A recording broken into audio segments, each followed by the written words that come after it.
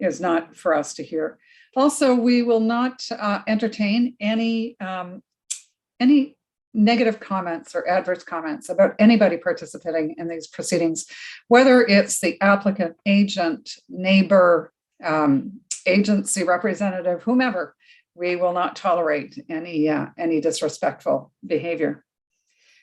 Additionally, if we find during the course of discussion, and this happens from time to time, that there's either greater relief from a variance required or a new minor variance required, in that case, we essentially cannot continue to hear it. We will need to adjourn that item, and then a recirculation of the application would be required. So we would just get that item on to the very next meeting that we could. Also, as part of the statutory notification requirements, each applicant is required to erect a sign on the property and then file a statutory declaration confirming that sign posting. So this evening, we don't have any of the hard copies in, so we will be doing essentially sworn affirmations or swearing that it's been done as part of that statutory declaration. So with respect to quorum, if we have any issues with quorum because of technical issues, we will try and rectify. If we can't, then we will step down any applications that haven't been heard to the very next meeting. In terms of the hearing process, we have a very light agenda this evening, and we don't really have anything that's really controversial. So we will not be requesting presentations this evening. We will be going straight to what we essentially adopted online, which is a fast track process where we'll ask the committee members if they have any questions to get further clarification on the application. So to be clear, we've had a chance to look at these applications for the last several days. We also have a chance to meet and get clarification on a number of different things. If there remains questions that we haven't been able to get the answers to, that's our opportunity to ask the agent or the applicant about whatever issue it might be or concern that we may have. So after that's done and we get all the questions answered, I will go out to the public. We have nobody on our speakers list from a public standpoint. So we'll go out to the public, ask if anybody has any comments or questions that they would like to, or that they'd like to address the committee in any way. And that'll be your chance. We can bring you in at that point if you have any comments. The committee may ask you some questions. And by the way, we will also ask you for your full name and municipal address as a start. So remember to do that. And so once we have asked questions, got clarification from our speakers, then the committee gets to deliberate, and then we can make a decision.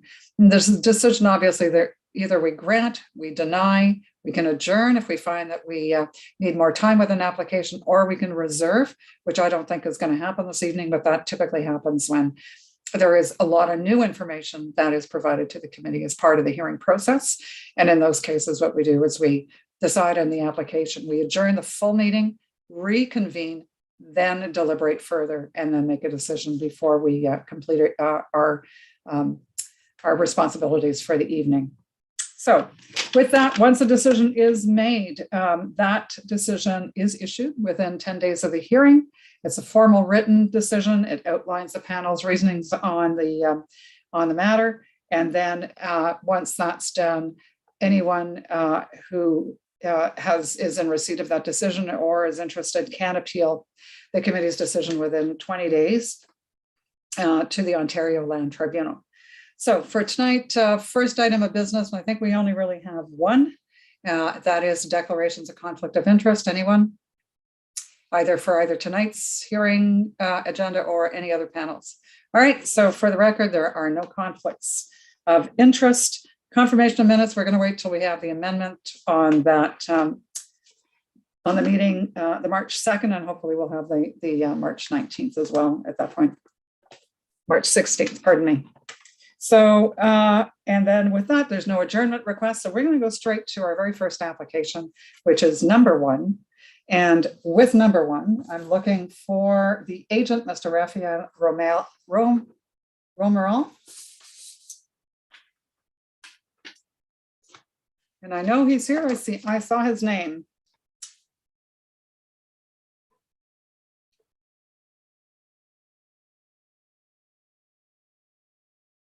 Mr. Romeral?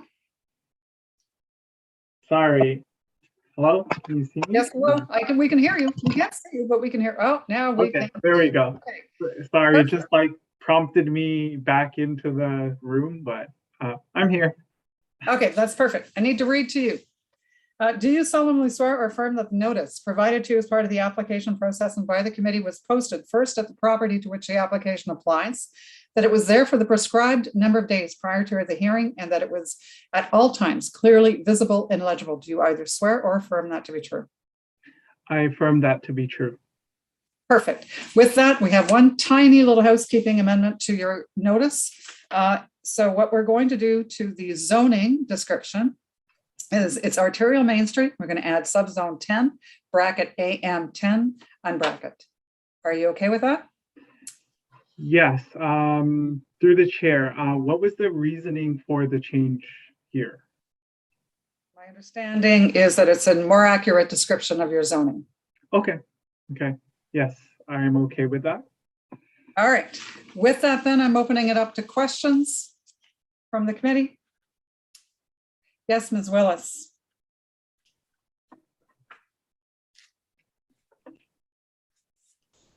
You're on mute.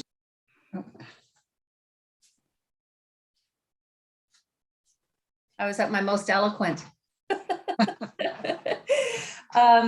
Just looking at the reference plan, I'm wondering the subject of the application is the lease across parts 1 and parts 1 and 2 on the R plan.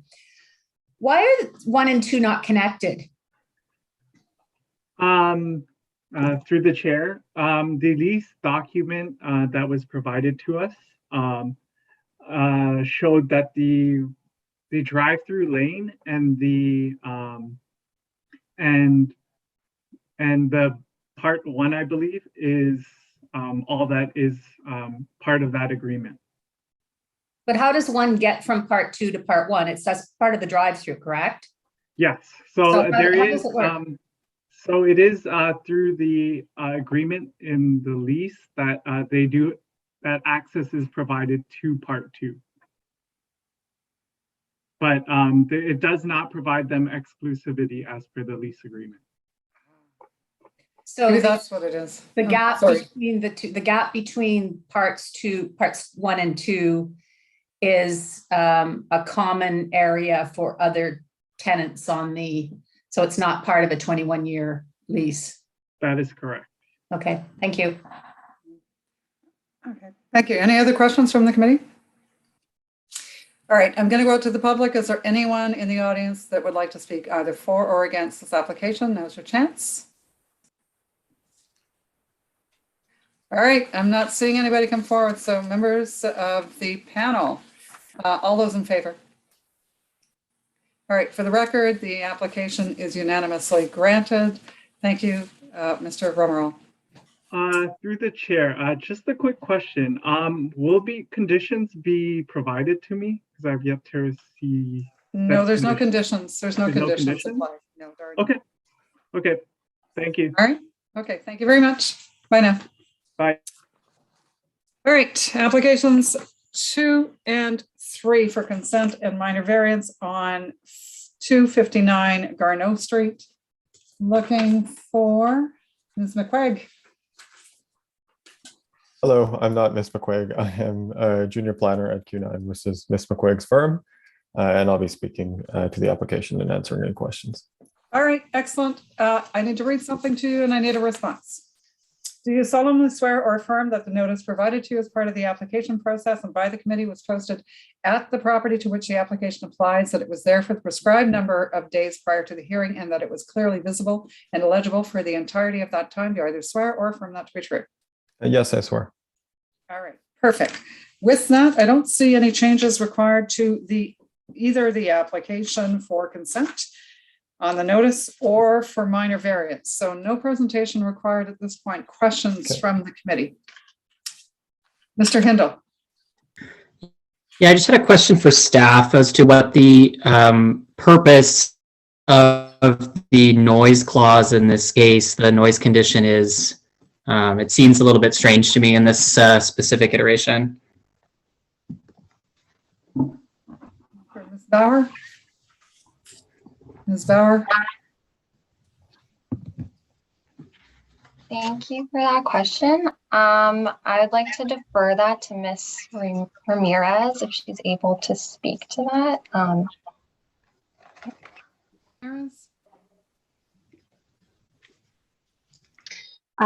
Sorry, could you repeat the question one more time? Sure. I was just curious as to the rationale for the noise condition in this case. It seems like it's a fairly quiet part of town, so I was surprised to see a noise condition being applied here. Noise conditions are typically applied if you're within a certain distance of an arterial collector road. Also, if you're within the airport vicinity area. So I can't speak to why it was requested in this particular circumstance because I don't have the plan right in front of me. But if you give me a moment, I can take a look at it and give you a more succinct answer. Thanks.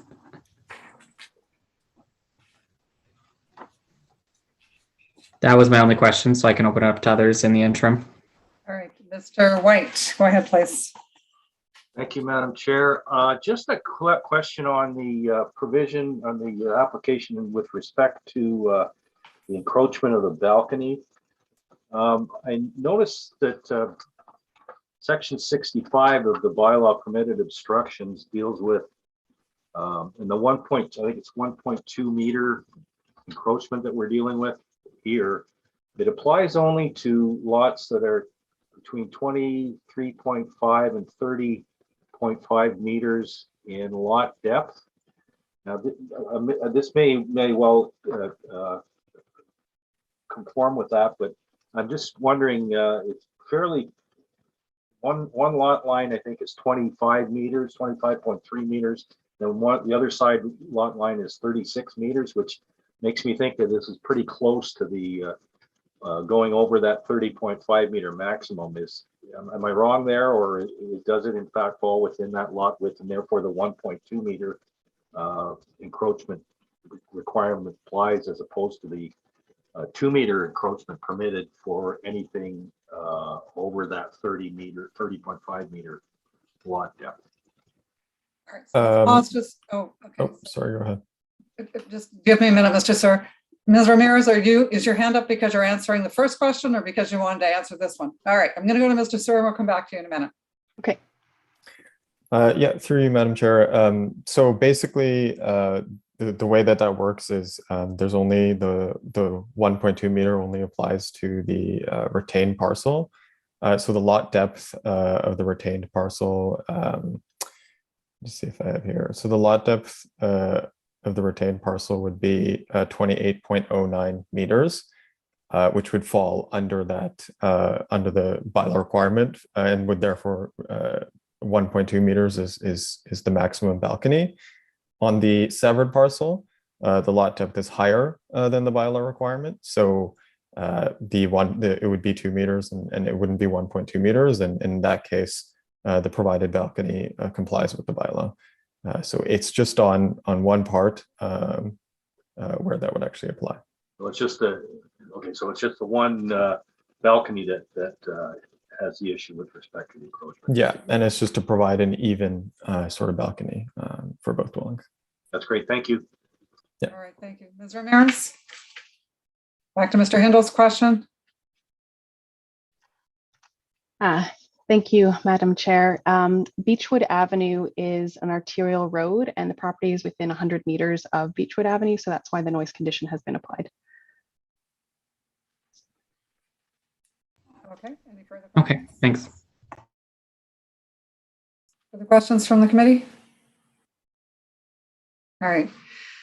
I don't have anybody on my speakers list from the public for either application, so I'm going to make a call out. Is there anyone in the audience who would like to come forward to make comments either for or against? Just raise your hand and the coordinators can bring you in. All right, I'm not seeing anybody come forward. So committee, on the consent application, are we ready to vote? All those in favor? All right. For the record, the consent application is unanimously granted. And the minor variance application, all those in favor? All right, for the record, the application is unanimously granted, subject to the conditions that are noted. And as you know, Mr. Sir, these are tied to plans. You understand that? Okay, that's great. Any questions? Anything from your end? Oh, I'm great. All right, thank you very much. Enjoy Thank the you rest very of much, your guys. evening. Take care. Bye now. Application number 4. That is for 14 Inverness Avenue, looking for agents for the applicants, which is either Kame Shainui Benadella and Kayla Blakely. Hello.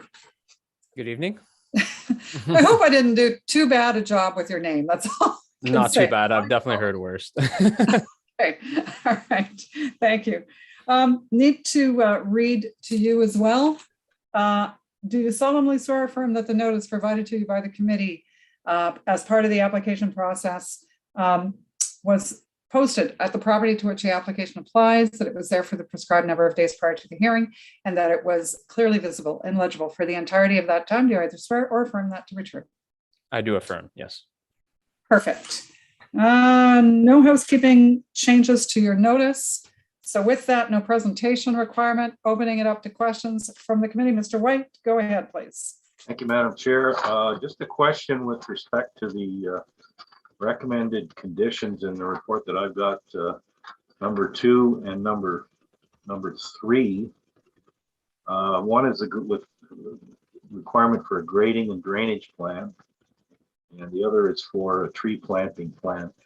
We're only dealing with the lot line adjustment here. We already have an existing lot of record that's developable.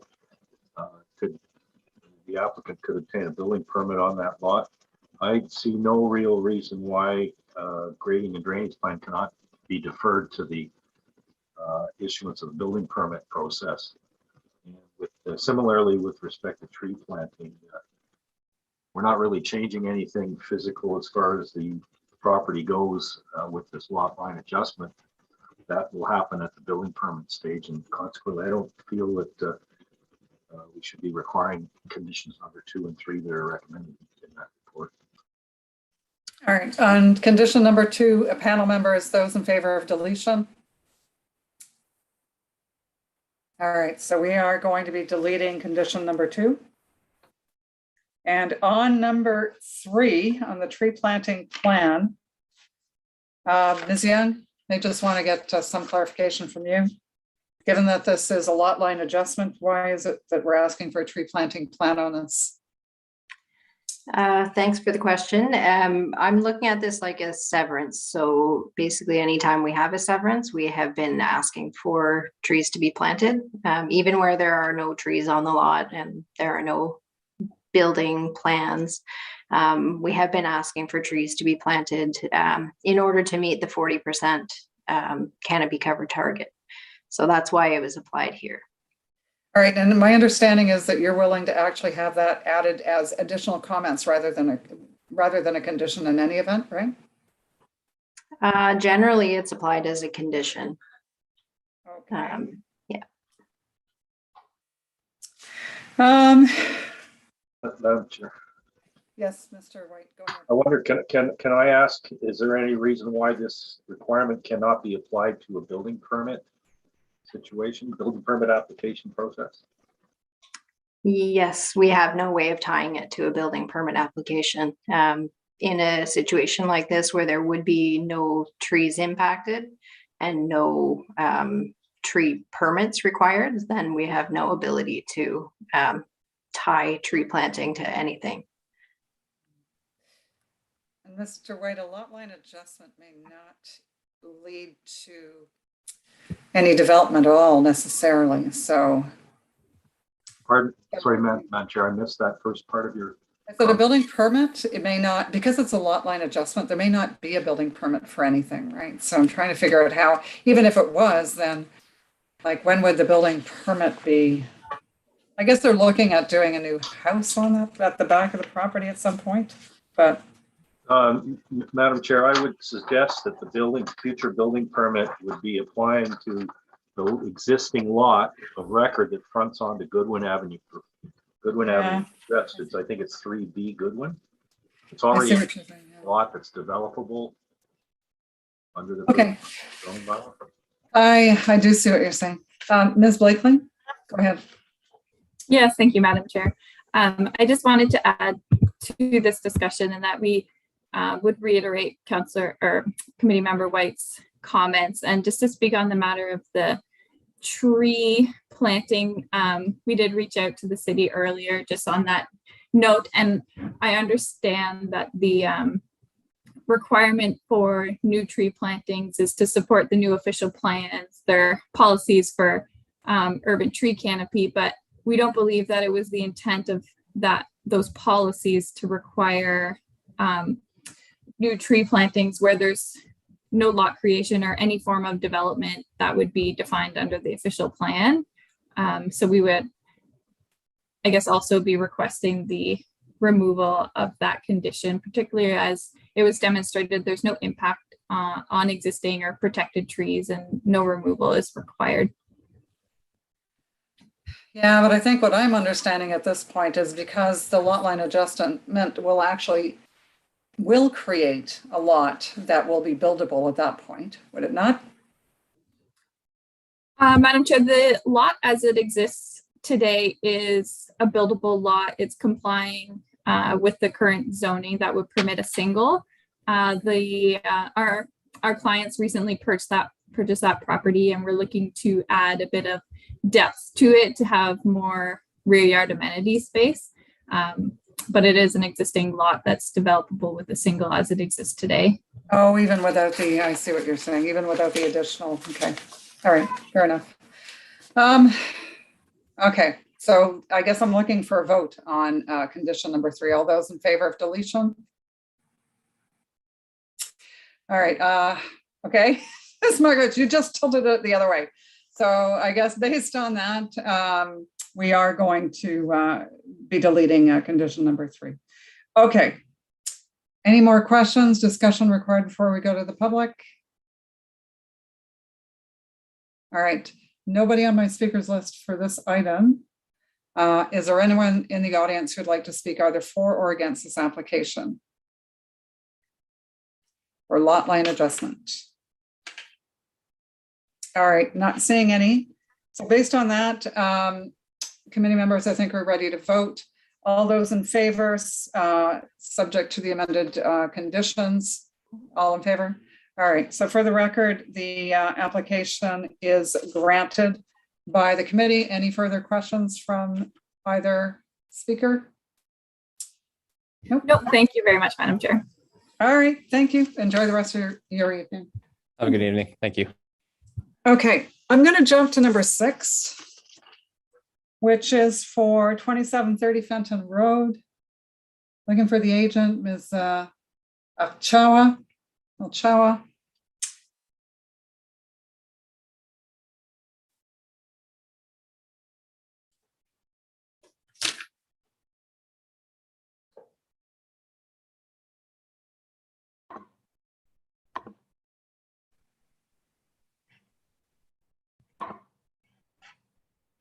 Good evening. Good evening. I need to read to you. Do you solemnly swear or affirm that the notice provided to you as part of the application process and by the committee was, number 1, posted on the property to which the application applies, to which the application applies, that it was there for the prescribed number of days prior to the hearing, and that it was clearly visible and legible for the entirety of that time? Do you either swear or affirm that to be true? I swear that to be true. Okay, perfect. Not seeing any changes to the notice required. So with that, no presentation. Members of the committee, any questions on this proposed addition, I guess, to a building on Fenton Road?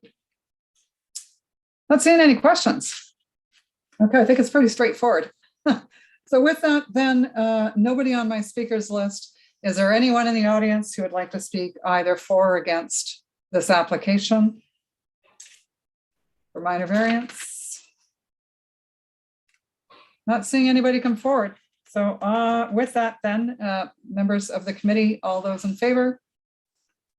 All right, for the record, the application is unanimously granted.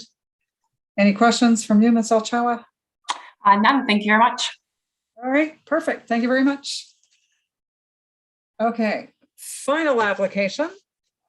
We always save the best for last. All right, this is 100 to 130 Colonnade, looking for Nikita Jariwala as the agent.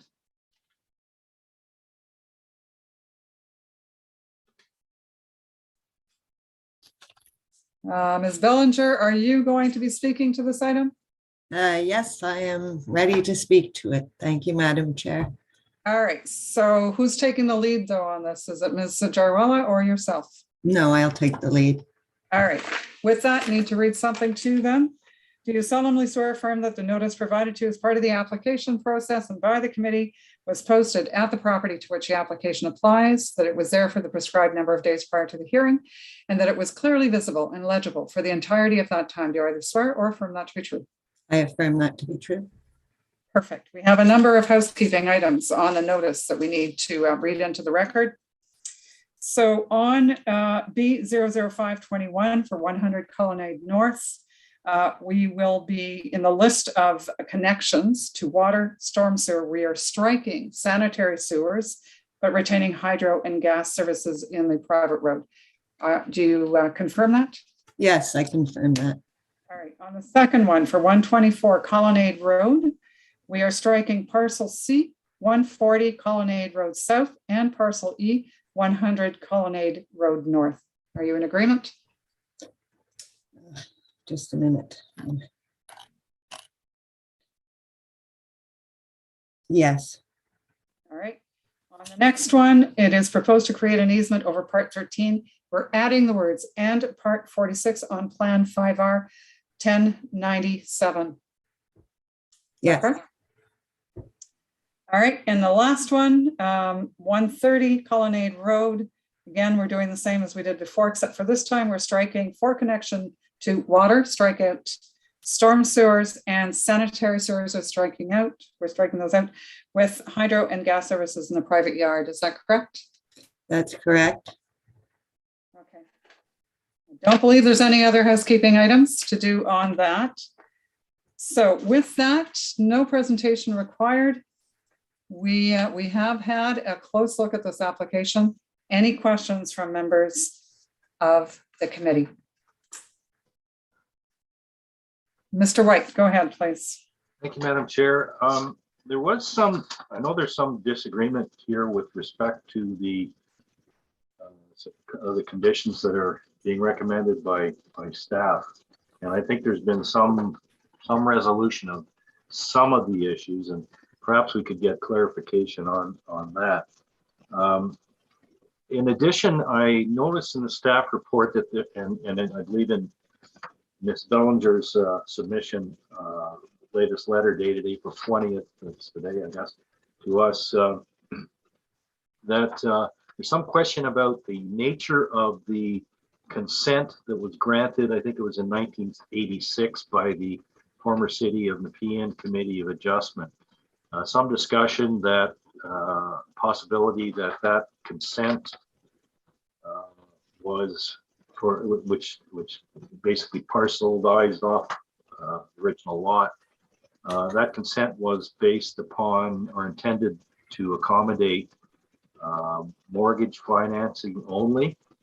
I have some familiarity with the history of the former Committee of Adjustment that dealt with this application. I know that in some cases the certificates of consent that were issued were quite clear in terms of what the intent of the consent was, and in some cases, in fact, the certificates were issued to permit mortgage financing only. Now, I don't know to what extent that was necessarily legal and appropriate, but nonetheless, it did happen.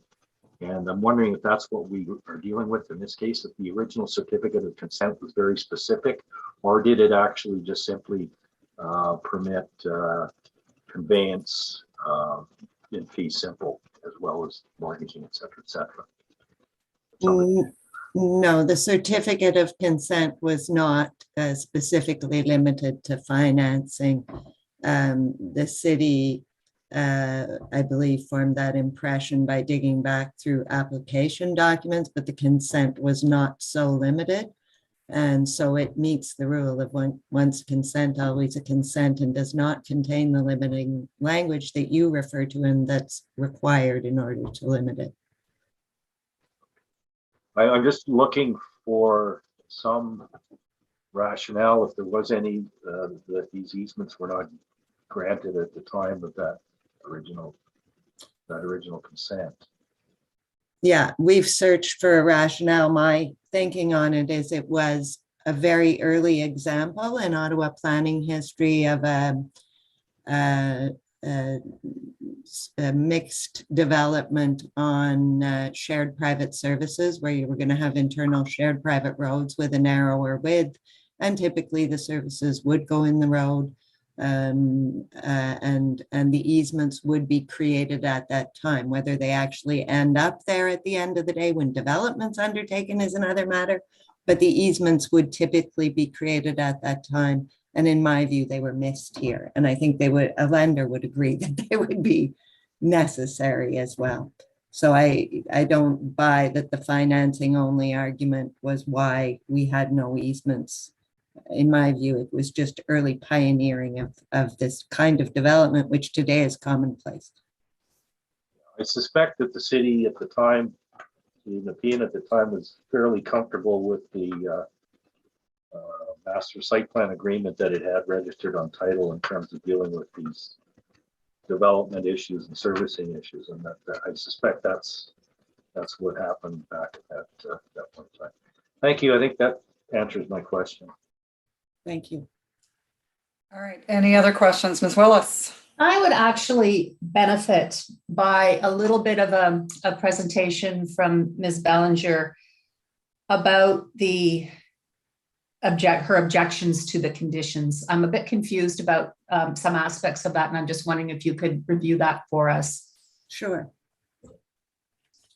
I think the fundamental difference that we have with the city is that they believe that when they grant an easement, which is a right in land, often for limited purposes, that it implies the right to go ahead and do that to use it for that purpose without regard to other applicable laws. And we fundamentally disagree on that. We can create easements all over the place. Whether someone can use an easement or not depends on the laws that apply at the time, not necessarily the laws the day the easement's granted, but the laws governing servicing and building permits and servicing connections that are highly regulated. And you have to comply with all applicable laws to connect, whether that's private service connections or public. So their hesitancy was they wanted to, in my view, understand all this business about where are the existing services and do you really need this? And that led to the deletions that we've gone through, where we know now on production of some servicing plans from the city that some of the existing stuff is in fact serviced directly out to the street. And it's true that some of the future stuff might be serviced out to the street with respect to some services, or it might be serviced within the roadway. But however it's going to be serviced for future development, the regulation of that servicing will be done as part of any application to connect to the private services, connect to the public services, construct a new building, show how the new building is going to be serviced. All that'll be subject of separate review, whether or not there's a new site plan filed, right? There's an existing site plan. So going to the conditions, our objection to providing servicing plans for existing was, first of all, well, we're not the original owner and you guys should have them. And it turned out they did have what they have. And number two, I believe the city this afternoon had agreed to waive it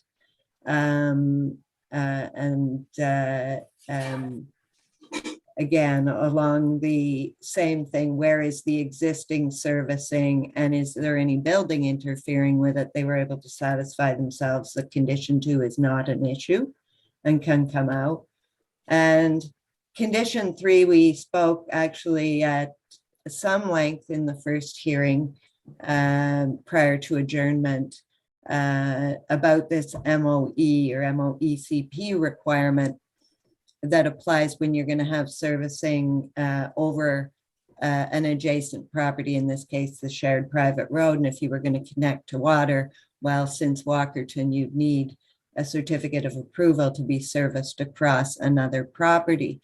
But again, that's an issue. We can't, in connection with the sale of one block, run off to MOECP and say, here, approve future servicing here. You have to have the building plan and the servicing plan and all the grading plans that go with a servicing plan to know what you're seeking approval for. So our latest back and forth with the city was, would we agree instead of 3 to provide a letter saying that on sale, we would get the required MOECP approvals, and my key point on that in the letter is, look, we're just granting easements.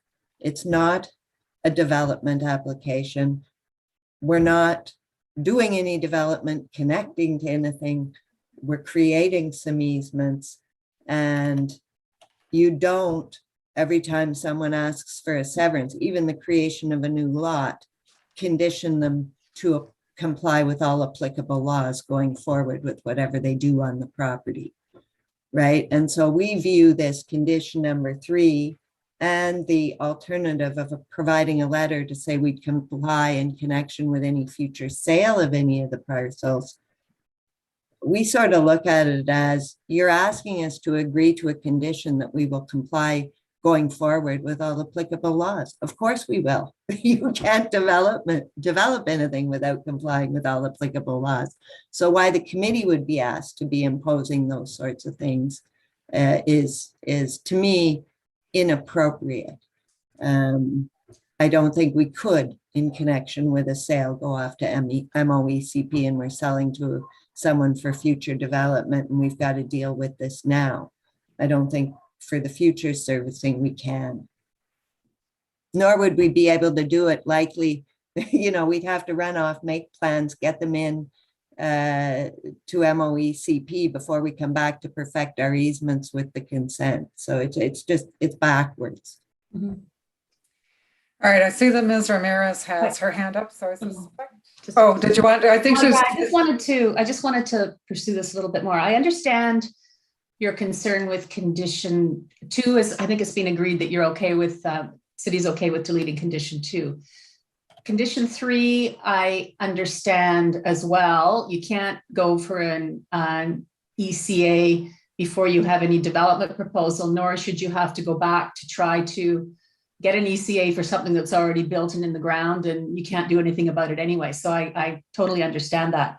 I do have a bit of trouble understanding why you would not be prepared to do locates for the existing services to confirm that they are actually in the easements that are being proposed. Well, that was the purpose of the deletions that we went through at the beginning, that for certain of the existing buildings, the stamp drawings were produced last week showing where the services for those are. And so those easements that we agreed to delete are not needed. But the ones where you are covering pipes that are in the ground, are you not prepared to show that those easements are actually, the pipes are actually under the easements? Well, if the pipes are not under the easements will not facilitate any future development, but the right to maintain the pipes there wouldn't, where if they're shown to be offsite of the easement. So I suppose what we're saying is mainly for the future development, we need to create these easements. When we started this and the city wasn't able to locate any plans, we had evidence from Novatech, given the manhole covers and their investigations that they had been able to do to that date, that there were services in the private road. When we draft for these easements, we're not approving services or where they are. We're saying we're giving you the servitudes so that services in the street now or in the future, subject to all other applicable approvals, will have the easements they need. It could be that we could go out at some point in connection with future development and do some searching and locate all this stuff, and then decide that maybe we need a blanket easement in addition, which we wouldn't obviously come to the committee for, right? Well, or I'm just not following this very well. If there's existing pipe in the ground and you're assuming based on the R plan that the pipe is within the proposed easements, which you're asking us to approve. But in the past, it's happened to me where we've gone back and done locates, found out that the pipe was not installed in quite the right location, and we had to revise the R plan to actually cover the pipe, because that's where the access is required for the pipe that's servicing the adjacent properties. So am I missing something here? Because it's easy for a surveyor to locate at least it always. No, at the time we were filing, no one had any plans. We were relying on the best evidence we had that there are services in the private road. And so we drafted the easements broadly to accommodate whatever is in the road. It's true, there could be some things outside the road, and those that we know about that don't depend on access through the road, we've deleted from the requested. Okay, so in all of these easements are actually covering the road, is that correct? Oh, okay. The road or parcels adjacent to the road. There's some blocks adjacent to the road where there's parking. Okay. So it's those pieces that we're using. We already had the R plan. We know there's stuff in the road. We know in future development may want to similarly connect to whatever's there if they're able, if they comply with all laws. Okay, so those easements are not just for undergrounds, it's also for access. Okay, gotcha. Yeah, there's parking. We thought about doing a specific R plan to pick up the lights along the side of the road. But that it was just to do all that surveying work for some lights that are already listed as shared property among the parcels. We cover that by blanket, and I think it remained in our application, but we're not seeking consent for it. Thank you. Thank you. Just one quick clarification. All these roads that we're referring to are private roads, though, right? Correct. All right. Ms. Ramirez, you've been patiently waiting your turn. Go ahead, please.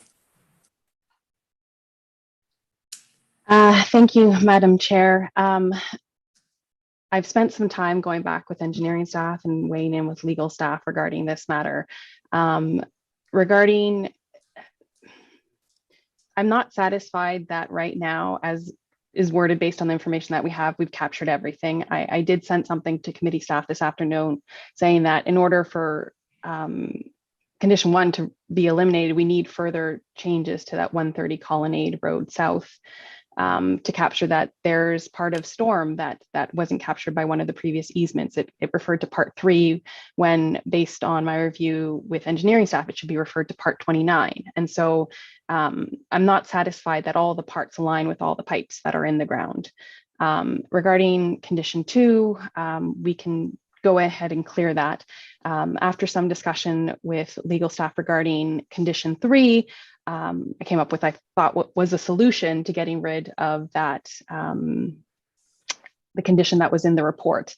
And I want to say that it's for the city is responsible for ensuring that the Ministry of Environment and Conservation Parks approvals are in place or have been requested when reviewing an application.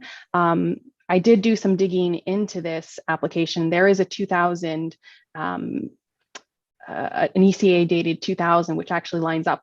I think it's at the same time as Walkerton. So I don't know the whole history behind when some of these approvals were brought in place, but I do know that there are some ECAs already on the property. And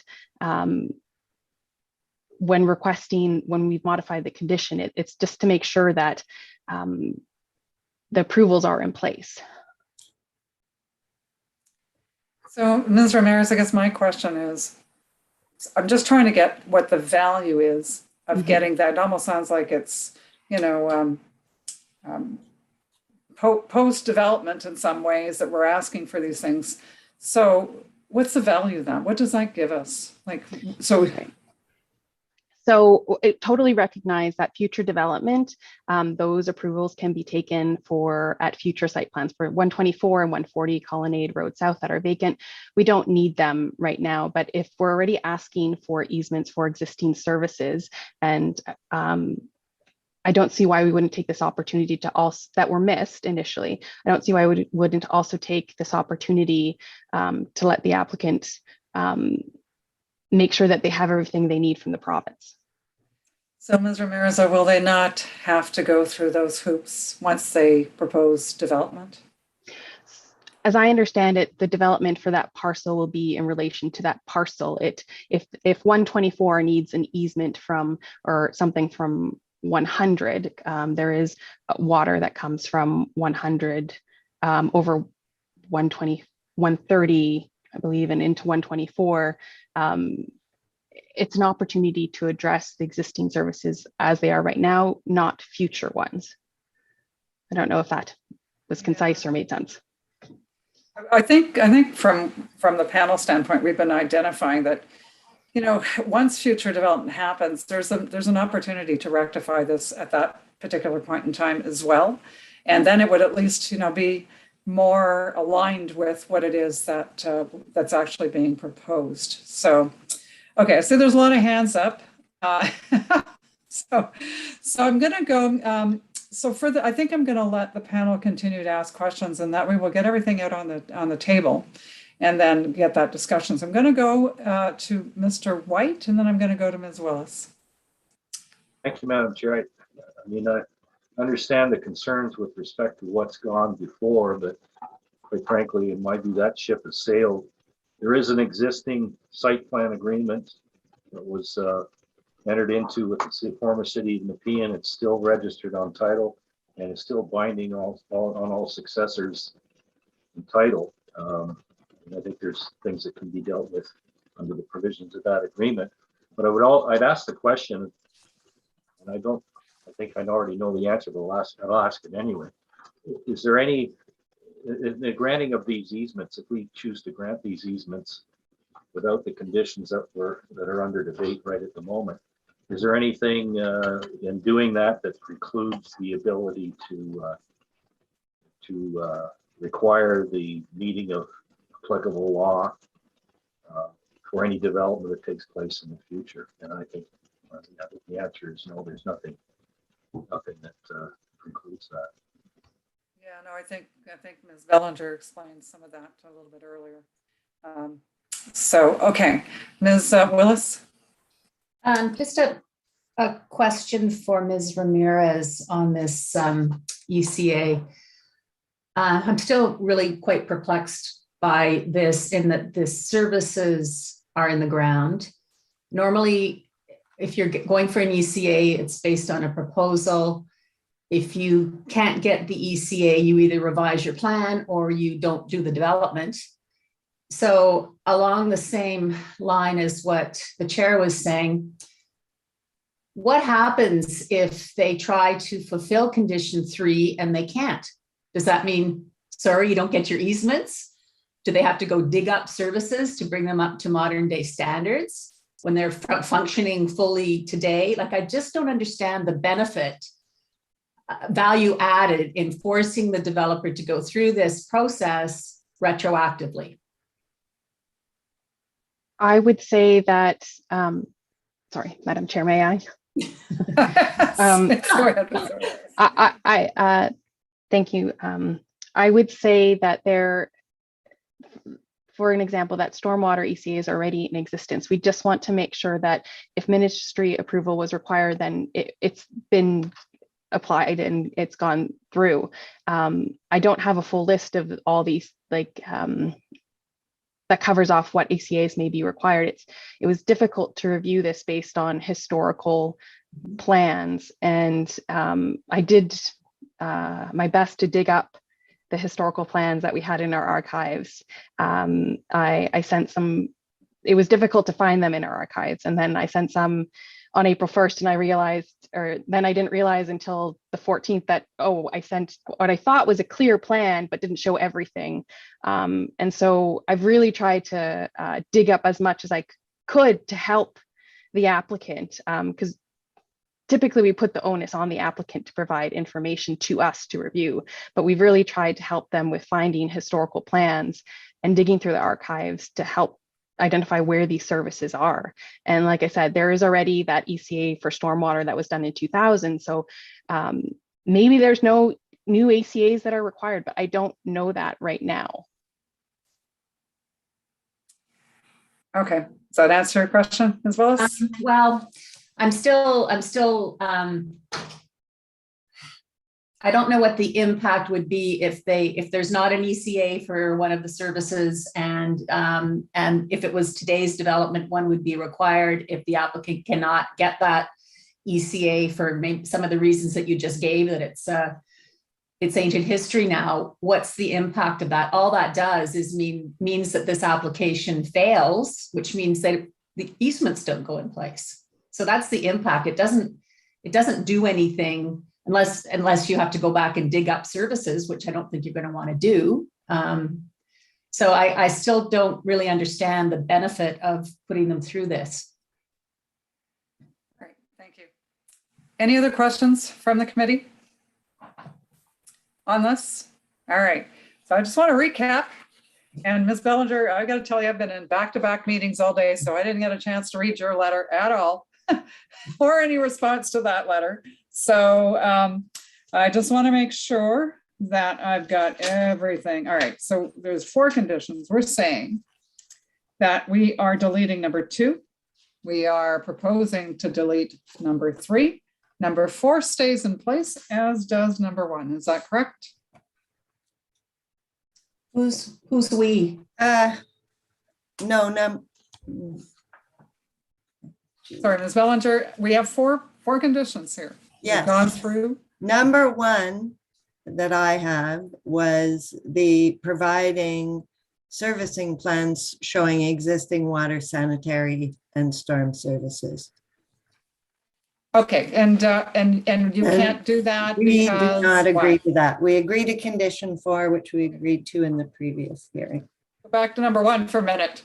So I think Ms. Willis asked you a really valid question way back. She said surveyors can do this stuff. It is possible to actually get the locates and get this right. So is there a reason why you can't do that? We don't think that the location of existing service is relevant necessarily to the creation of easements. Yes, we may have to grant additional easements in future. What we're trying to do here is focus on the easements in the private road and adjacent to the private road based on the existing R plan that is tied to the site plan. Will we get it perfect? Maybe not. Will we have to revisit and do some other easements down the road? Possibly we will. But we don't like condition 1 at this point because we're not doing any development at this point, and any existing stuff, as far as we're concerned, is approved without easements. These easements, some of them, yes, with respect to existing, may be redundant. I think we've cleaned most of that up with the deletions, and I see no need for condition 1. I think we're hearing from staff. I just wanted to respond to this. So I think we're hearing from staff that they're not convinced that it is that clean quite yet. And I guess the other question I have for you then, wouldn't it actually be to your benefit to get this done now so that you have the information for future development and it's accurate? That's not my call. What they have is an existing approved development, and the timing on when they would undertake due diligence for future development or a potential sale of that property is not something that I would have any instruction on right now to comment on. All right. Ms. Willis, you wanted to jump in? I just wanted to clarify, Madam Chair, that I was satisfied with Ms. Bellinger's response. What I did not understand up to that point was that the easements covered surface driving aisles and parking. And so that's completely satisfied me that when they're installed, I thought maybe there were services that were just stuck across fields and then they were trying to guess at where the services would go, but services go in roads typically. So I'm totally satisfied with the response to that deletion of condition 1. All right, okay. Thank you. So it sounds like, all right, we're going to vote here, one at a time. So condition number 1, all in favor of deletion of condition number 1 from the panel? Okay, so that's 3. Are you in or out, Mr. Hindle? You're in? I'm good for it to go. You're good for it to delete, right? Okay. All right. In that case, I'm not convinced, so I can dissent on that, but we'll still be deleting it based on the majority of the committee. On number 2, all those in favor of deletion. I think staff's already said yes. Okay, so we're good. That's gone. All those in favor of deletion of number 3. Mr. White, how do you feel about number 3, Mr. White? Okay. All right. So we will be deleting number 3, and on number 4, the Juma, it stands. That's fine. Thank you. All right. We talked enough through this. Ms. Ramirez, I want to give you one last kick at the can here. Is there anything that gives you any real particular heartburn over this? Like, I know it's been an issue, but it's so first I'd like to commend you for all the work that you have done, by the way. So I totally understand that it really isn't for you to do all of this, but you have been, I think, gone above and beyond to help the applicant in trying to understand all of this. It is old, you know, as I think Ms. Bellinger said, it was a bit of sort of cutting edge in its day, and of course it is. You know, the information wasn't what it is today when it comes to these things. So commend you on that. But I do want to know whether or not the deletion of 1, 2, and 3 creates any particular problem for you. Well, I did provide some comments. I apologize late this afternoon that if at the very least that there needed to be further revisions to 130, that application, because the storm sewer isn't over part 3 that's required, it's over part 29. And it needs to be in favor of 100 Colonnade Road. So that was another note that I had noted, that the storm sewer, that shouldn't be over part 3, it should be over part 29. And also there's no need for 124 to have an easement over 130 for water services in the private road, because 124 has direct access to the private water pipe. So there was no need for that. So there was additional changes that I noted should be made in terms of recognizing the services that are existing. In terms of the Ministry Environment and Conservation Parks approval, we look at applications and we look at where services are, and it is the city responsibility to ensure that they're in place. But I recognize that the Committee of Adjustments an arm's length body, and that you can make the decisions, or that you do make the decisions. All right. Thank you, Ms. Ramirez. All right, Ms. Bellinger, I'm going to give you 1 minute. Go ahead. We wrote to the city this afternoon and we said, provided that all 3 conditions are deleted, we have no problem in cleaning up what Ms. Ramirez says are redundant easements for those 2 blocks. I don't think it matters, and here's why. Some of them these are the 2 existing buildings, have direct connection to the street. That's true. So the city says, well, they don't need this easement through the private road. That's true. Some of us, been around long enough to know that things not only get developed, they get redeveloped, right?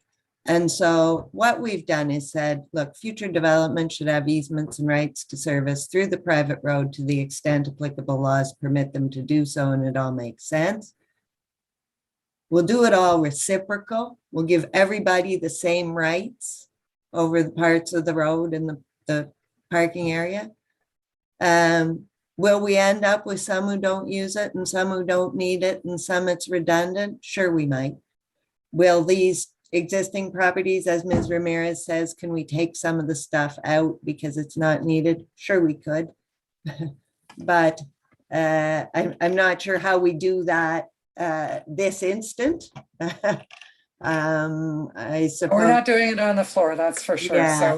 So what I'm saying is a we've new made our application. pitch. We've done as best we can to create reciprocal easements that make sense, do not cause, in our view, any harm to future approvals by the city or the city's ability to control future development.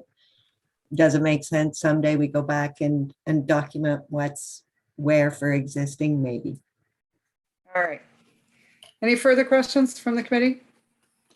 I don't have anybody on my speakers list at this point, so I can simply make a call out to anyone in the audience who may have an interest in this application.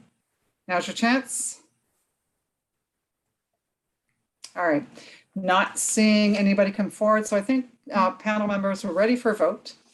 So all those in favor of the application as amended, meaning the deletion of conditions 1 through 3. All those in favor? All right. For the record, there are 4 panel members who are approving. I am dissenting myself. I am not comfortable that I've been provided with the evidence required that this is in fact orderly development. So I don't believe that it meets that test. And on that basis, as I said, I'm dissenting. Otherwise, I think, as you know, the application is granted, majority rules, subject to those conditions. And that's it. Any further comments, questions, ladies? Nope. Thank you. Thank you, All Madam right. Chair, and thank you to Ms. Ramirez for her work. Thank you very much. All right, so with that, folks, we're ready to go to adjournment on our hearing. I need a mover. Mr. White, seconded by Mr. Hindle. And before we go, as always, I'd like to thank again our committee staff, but also our planners, Ms. Ramirez, Ms. Bauer, and our forester, Ms. Cully, and then our forester, Ms. Young, for attending this evening. We appreciate your support as always. So thank you for being here this evening, and we'll see you at the next meeting, which is May 4th